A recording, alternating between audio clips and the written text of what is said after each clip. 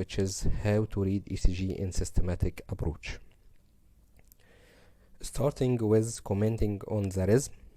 Normally, the rhythm of the heart is originating from the sinoatrial node. That means each B wave of electrical activity is followed by ventricular depolarization or QRS complex, like this ECG. This is called sinus rhythm. And the sinus node fire in a regular way, so we will have a regular rhythm like here, with normal BR intervals that we'll comment on the next slide. In this ECG, we have the opposite. We have markedly irregular rhythm of QRS complexes, high variation of the R wave intervals, and we can't appreciate any B wave like this one, just fibrillation wave. So in case of markedly irregular RR interval, absent B wave, and the presence of fibrillation wave like this rhythm is called atrial fibrillation.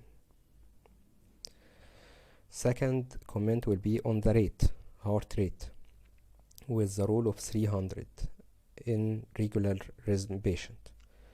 That depends on the fact that each minute contains 300 large square. So the heart rate can be calculated using this equation: 300 divided by the number of large square between each two successive R waves. In this example, we have about 3 large squares between this R and this R. So the heart rate will be 300 divided by 3. That equals 100 beats per minute. In case of irregular heart rhythm, we calculated the number of R wave in 6 seconds, which equal to 30 large squares, and then multiply this number by 10. To avoid calculation of 30 large square on the top of each ECG paper, we have this marker. Between each two markers there is 3 seconds or 15 large square. So if we calculated the number of R wave between two interval of this 3 seconds interval, then we will have the number of R wave in 6 seconds. Multiply this number by 10 will give the heart rate. For this is an example. We have 7 QRS complexes between this 6 second interval. So multiplying 7 by 10 will give 70 beats per minute. Third thing is the cardiac axis. Cardiac axis means the direction of the voltage or electrical activity of the heart. How we calculate, as we discussed before, that the direction of this current is downwards and to the left will be on this direction. So the normal axis will be between minus 30 and plus 90. How to comment on cardiac axis? By simple fact that the lead one is at the 0 point or at the x-axis, and the EVF lead is perpendicular to it at 90 degree, creating the y-axis. So by taking the information from only lead 1 and EVF, we can comment on the direction of electrical activity of the heart. Let's take the different possibilities. If we have the QRS complex mainly positive in lead 1 and EVF, that means the axis will be in this area, which is normal. If we have lead 1 positive but EVF is negative, this means the axis of the heart will be in this area, which mostly be shifted to the left side, causing what is called left axis deviation. If we have EVF positive and lead 1 negative, this will create the axis in this zone, shifted towards the right side, which is called right axis deviation. if both AVF and lead 1 are negative, so the cardiac axis will be in this zone, which called extreme axis deviation. And here is an example using the rule of thumb. You put your right hand on AVF and left hand on lead 1, and the direction of the looking forward thumb will direct you to the axis of the heart. So if the QRS complex is predominantly positive in AVF and lead 1, so the thumb up in both lead, this is normal axis in this zone. While if the QRS complex is predominantly positive on the right hand only, the thumb is up on the right hand in AVF, so we are in this zone, right axis deviation.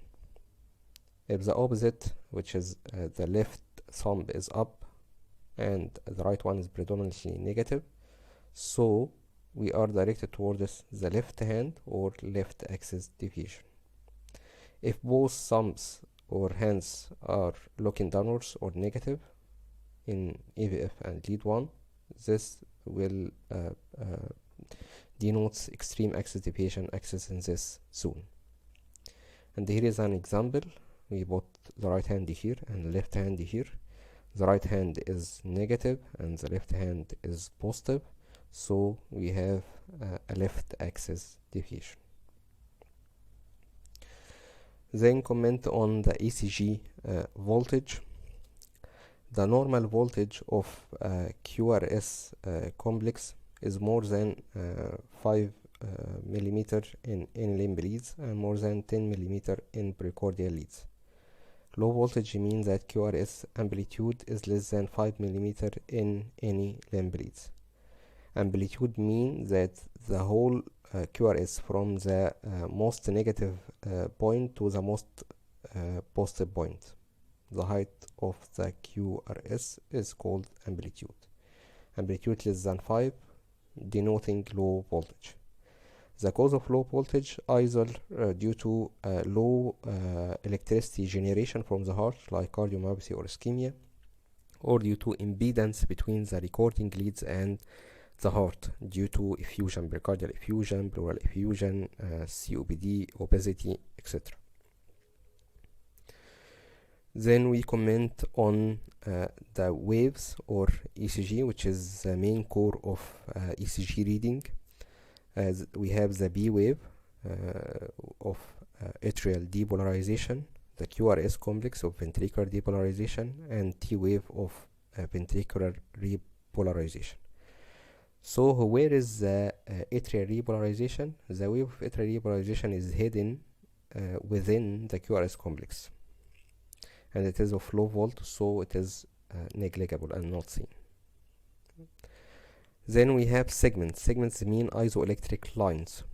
We have BR segment between the end of P wave and start of QRS complex, and we have ST segment between the end of QRS complex and the beginning of T waves.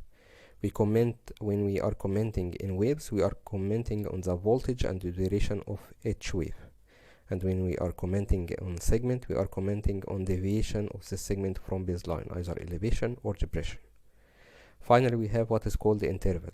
Interval means that it contains both wave and segment. So, for example, BR interval equal the B wave duration plus the BR segment, like here. And QT interval from the starting of the Q wave till the end of T wave, which contains a QRS complex, ST segment, and T wave. We are commenting on the time of this interval. Starting with the waves, the B wave, which represent atrial depolarization, both right atrium and left atrium.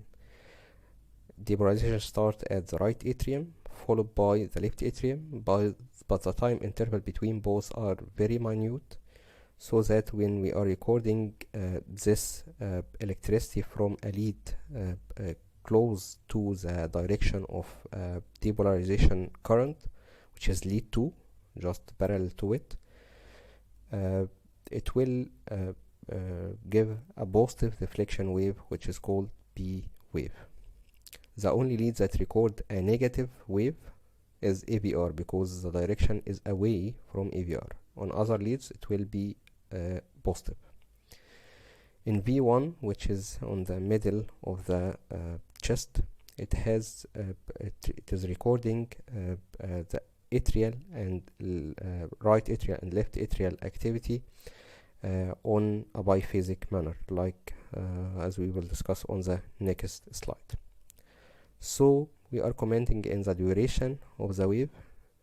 Normal B wave is less than 3 small squares, and the amplitude of the wave, which is normal, less than 2.5 small square.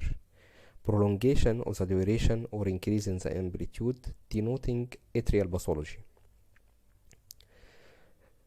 The different ECG pattern of atrial enlargement will be explained here. We are commenting mainly in lead 2 because it is the closest lead to the atrial activity. So normally both right atrial activity and left atrial activity are so close and they present on a single wave on lead 2, which is positive. When we have left atrial enlargement, the left atrium depolarization take more time, so become more delayed. So we have this pivot P wave in lead 2, prolonged and notched. This called B mitral, which denotes left atrial enlargement. Called mitral because it is left atrial enlargement common with mitral valve disease. On the other hand, if we have right atrial enlargement, so the voltage and the duration of the right atrial wave will become predominant and become summated over the left atrial wave, caused a tall big B wave in lead 2. It is called B pulmonale because it is common with chest problem to cause right side heart dilatation. On the other hand, if we are looking on the atrial activity at V1, normally it is biphasic, starting with a positive deflection of right atrial depolarization, followed by a negative deflection of left atrial depolarization, and both are near equal. When we have a predominant negative P wave, this denotes left atrial enlargement. When we have a predominant positive P wave, this denotes right atrial enlargement. So we can diagnose right atrial or left atrial enlargement depending on the P wave morphology, duration and voltage in lead 2 and V1. The next segment will be moving from the B wave to the BR segment and the BR interval, which represent the conduction of depolarization wave from atria to ventricle through the conduction system of AV node and his Purkinje fiber. So if we have disease in the AV node or his Purkinje fibers, the duration or the time taken by this wave will be prolonged. So what is normal? The normal BR interval is between 120 and 200 milliseconds, which equals 3 to 5 small square. If we have the BR interval, which measured from the start of P wave to the initial part of QRS complex, more than 5 small square or 200 milliseconds, is denote a disease in the conduction system called a first degree heart block. On the other hand, if we have a very short BR interval, less than 120 milliseconds or less than 3 small square, this means that the conduction between atria and ventricle bypass the AV node through an extraordinary conduction pathway. This pathway is called accessory pathway, which present in certain disease called Wolff-Parkinson-White syndrome. Then moving to the next station, which is QRS complex, representing ventricular depolarization. We are commenting on the morphology, duration and voltage of QRS. As we discussed and explained before, that the morphology of QRS is different depending on the camera or the lead recording. When we are looking from V1, it will be small r and deep S. When we are looking to it from V6, it will be a small Q wave followed by R and might be small S wave. So if we have normally also the to reach this morphology from this morphology B1 to B6, we have a progression of R wave increase with time to become a predominant after V3 or V4, which calls the transitional zone. So if we have poor R wave progression, the R wave defined to be less than a small square at V3, this is called poor R wave progression. This might denote anterior wall or septal ischemia. Second abnormal morphology is called Q wave or pathological Q wave. Pathological Q wave is defined by a Q wave more than 1 square in the depth and the duration. It denotes myocardial infarction in this area, because pathological Q is a black hole electrical activity at this wall. So here we have a pathological deep and wide Q wave at V1, V2, V3 that is more than 1 small square in duration and depth. This denotes previous myocardial infarction in the septal and the anterior wall in this patient. Then we will comment on the QRS duration. The normal duration of QRS complex is narrow, less than 100 milliseconds or 2.5 small square.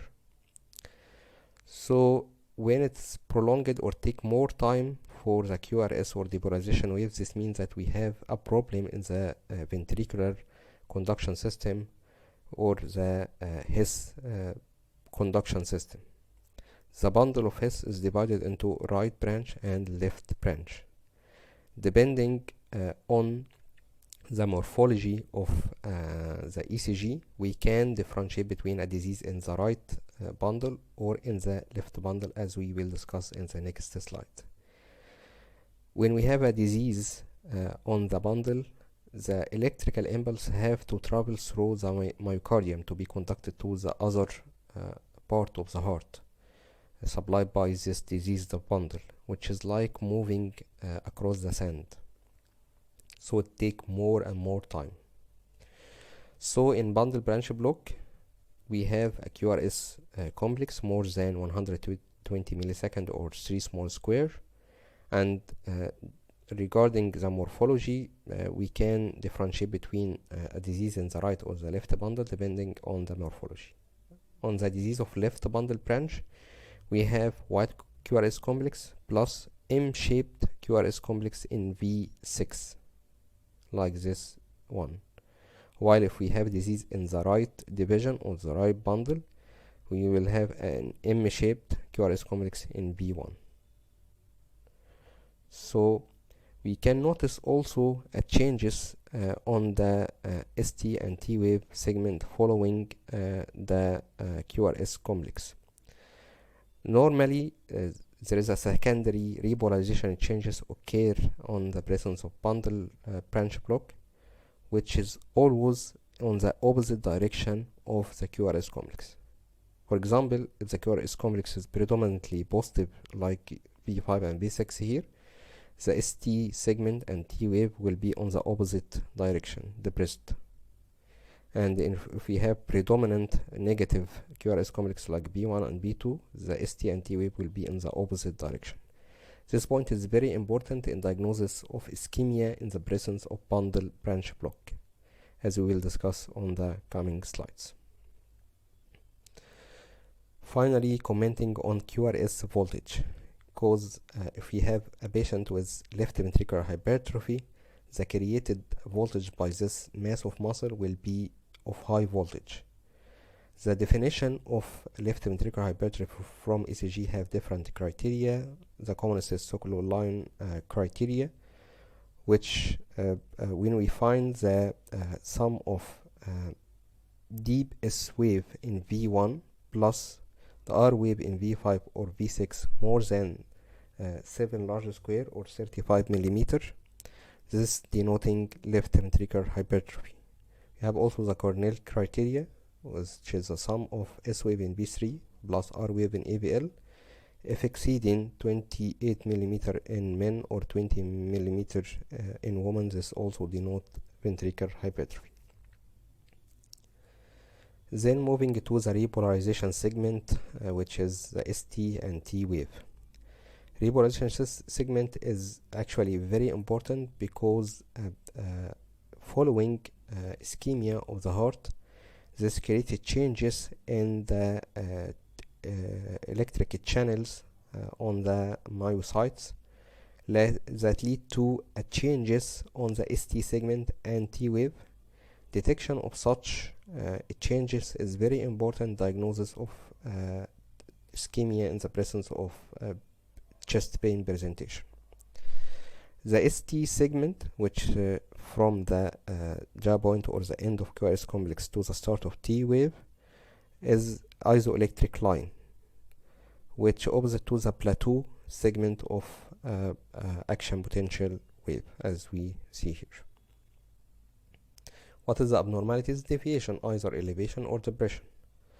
So when we define that this segment elevation is significant, any elevation in any leads apart from V2 or V3 more than 1 millimeter or 1 small square is significant. Regarding V2 and V3, it has a different definition, depend on the age and gender.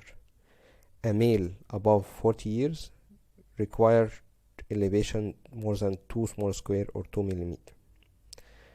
A patient with age less than 40, male, require 2.5 millimeter.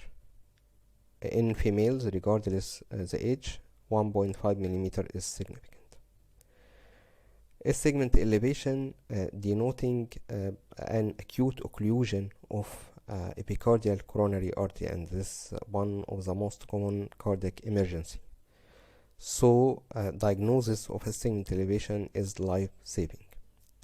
The explanation of a segment elevation on myocardial infarction patient has a very complex theories, but the simplest one is that in transmural myocardial infarction, there is a created current of injury related to electrolyte imbalance due to deficiency of ATP. The direction of this current in patient with transmural myocardial infarction is towards the infarcted segment. So it will lead to a positive signal on the recording electrode or elevation like this picture. After we diagnose segment elevation, then we have to localize which wall is infarcted. If we have this elevation in 2 or more leads, this signifying that this wall is affected. V1 and V2 for septum, V3, V4 for anterior wall, V5, 6 lead 1 and AVL from limb leads for lateral wall, lead 2, 3 AVF looking for the inferior wall. But we should take in consideration that we have a differential diagnosis other than myocardial infarction for a segment elevation. The most common is left ventricular hypertrophy, but we will find a voltage criteria of hypertrophy in such patient, and the presentation could be different. We have also syndrome called Brugada syndrome that might cause a segment elevation, mainly in V1 and V2, which has characteristic shape as seen here, but the presentation will also be different with a syncope or sudden cardiac arrest in young patient.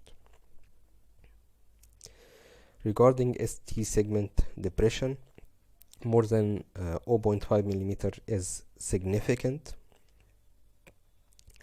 and we should know that unlike a segment elevation which is localizing, depression is not localizing. So if we have depression in V5 and V6, this doesn't denote lateral ischemia. Denotes ischemia, but we can't localize with depression. What is the explanation of ST segment depression? usually the ischemia or the incomplete ischemia of the ventricular wall affects the subendocardium because it has more compromised blood supply than the epicardial layer due to the high intracapillary pressure. So when we have a subendocardial ischemia, there is a current of injury directed toward the infarcted area, which will be away from the recording electrode, causing depression. Again, this is a simple explanation. There is a more complex explanation. Finally, how to diagnose myocardial infarction in bundle branch block. As we said before, normally with bundle branch block we have a secondary ST segment and T wave changes that always in the opposite direction of the QRS complex. So if we have changes of the ST or T segment in the same direction of the QRS, mean that the QRS complex is positive and there is ST segment elevation, a concordant elevation more than 1 millimeter in any leads is sufficient for diagnosing myocardial infarction in the presence of left bundle using a criteria called the Scarboza criteria. On the same way, concordant segment depression on V1 or 2 or 3 more than 1 millimeter, denoting also ischemia. That means that the QRS complex is predominantly negative and it is followed by a segment depression like here. On the other hand, we just said that the discordance is normal, but if it is exceeding 5 millimeters, this is abnormal also and might denote ischemia. Then coming to the T wave represents ventricular repolarization, and it is normally oriented in the same direction of the preceding QRS complex. The maximum height of T wave is 5 millimeter in limb lead and 10 millimeter in precordial leads, and it is slightly asymmetrical. The abnormalities of T wave might be inversion of the T wave. It has a wide differential diagnosis. On top is ischemia, suspected when the T wave inversion is very deep and symmetrical. Might be strain, but we will find the hypertrophy criteria on the ECG. Might be secondary to bundle branch block or electrolyte imbalance like hypokalemia. It's also seen in cases of subarachnoid hemorrhage, but this is actually very deep symmetrical inversion. On the other hand, if we have a very tall big T wave, this is also abnormal. The definition of hyperacute T wave is T wave voltage more than 5 millimeter in limb lead or 10 millimeter in pericardial leads. Differential diagnosis include very early signs of acute ischemia, hyperkalemia, and hypertrophy. Finally, commenting on the QT interval. QT interval measured from the start of QRS complex till the end of T wave, and include QRS complex, ST segment, and T wave duration. The normal duration is less than 440 milliseconds, and it coincides with this phase of action potential, which is guarded by many electrolyte channel, potassium, calcium. So one of the commonest cause of prolongation of the QT interval is deficiency of such electrolyte, hypokalemia, hypocalcemia, hypomagnesemia. So as we just said, the normal interval is less than 440 milliseconds. Long QT is more than 440 milliseconds, and the risk of prolonged QT is increase the risk of what is called polymorphic ventricular tachycardia or torsade de Bois, a life-threatening arrhythmia, cause the vulnerable period of repolarization phase of the heart is markedly increased in prolonged QT, so that any small electrical activity might initiate a new current or a new electrical activity in this vulnerable period, leading to life-threatening arrhythmia. The QT interval have a more accurate calculation, which is called corrected QT interval from Bassett formula, especially if we have extreme heart rate, very slow heart rate or very rapid heart rate, because the QT interval is also affected by the RR interval. So a very speed heart rate or slow heart rate might affect the interval. To eliminate the effect of heart rate, we calculate the corrected QT interval, which is equal the QT interval divided by the square root the RR interval. Other common causes of prolonged QT interval other than electrolyte imbalance include ischemia, include several drugs, antibiotics, antipsychotics, antiemetics, and also ischemia can cause prolonged QT interval. Now moving